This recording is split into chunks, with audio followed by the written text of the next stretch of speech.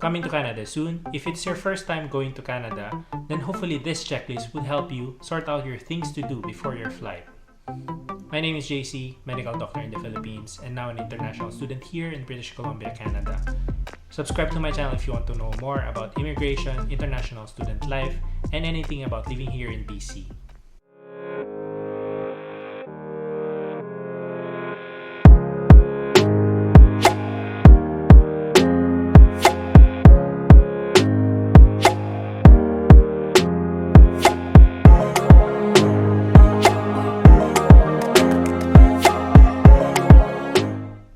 A month or two before coming here, these are the 7 things you can include in your to-do list before your departure date. Most of the approved designated ECA organizations are listed in the IRCC website, such as WES and ICAS.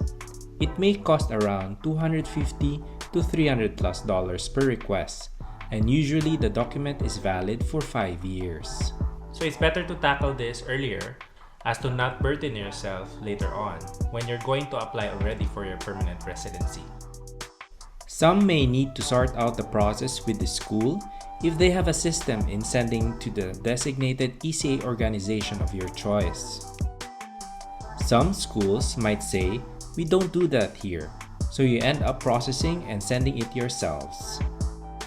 Or your school might have closed down, so you have to seek assistance with the national government body who handles these situations on what can be done. Now, remember to coordinate with the school of where your highest education was achieved, which you declared or will be declaring to IRCC.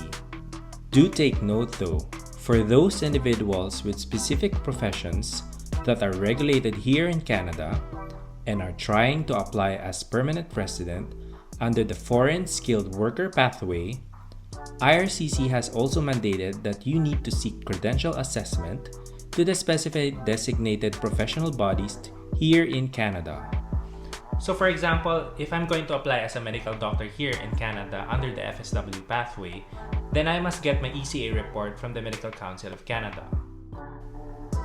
If you have credit or debit cards, you can either go to your bank or give them a quick call, then ask them whether there will be any international charges if you will use them here in Canada. Some credit card companies also block any transactions made internationally, as they may deem those as fraudulent. Now, just to save yourself some time, and of course your dignity when you're shopping in line at the superstore and you're using your card from your home country, better consult with them and inform them that you will be using your card here. If you have other bank accounts that you will not be using for a very long time, like about 1 to 2 years, it would be good to close them if you cannot deposit into those accounts monthly. Untouched bank accounts are usually charged with dormancy fees if they are not going to be used regularly. So better check with your local banks for those hidden charges as well. Another option would be to transfer to other accounts, such as a joint account, if you are married or have a common law partner.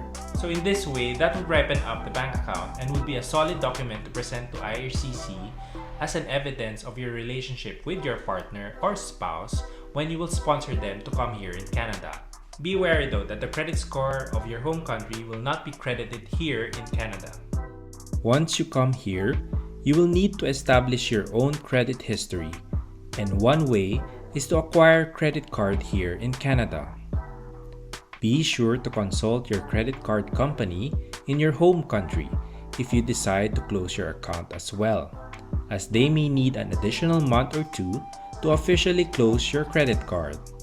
For those with postpaid plans with their local telecommunication companies, it would be wise to either ask if the plan can be either downgraded to a prepaid account or be closed to avoid further charges. Again, some telco companies have specific rules with regards to discontinuation or revision of plans, so please do consult with your own local telco company with regards to specific details. For those with professional driver's license in their home country, it would be a good idea to get a certificate from your national licensing body with regards to your license and your records. For BC, one of the requirements needed to be considered for a Class 5 license here would be at least 2 years of driving history, apart from passing ICBC's written and road tests.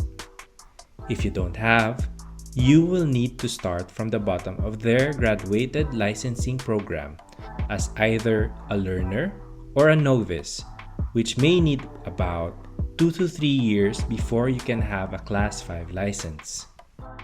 Remember, each airline, Canada Border Service Agency, or other international immigration security bodies have their own rules of what you can bring with you throughout your flight in going to Canada.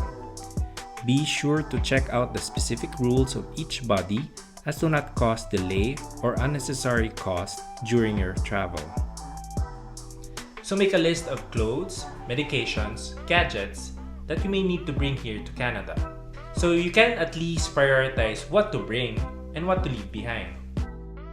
School documents, whether from your primary or your secondary or college days, it is better to bring the original and a copy of each document so as to be prepared in the future.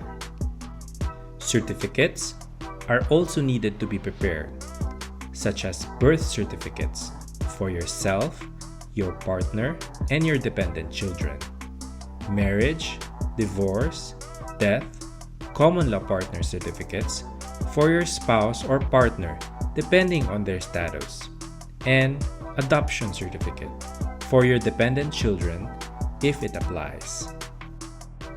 Remember the TR to PR pathway that was launched one time during the pandemic? Now, although it would be a small chance by now that it would be relaunched again, what if it did get relaunched again?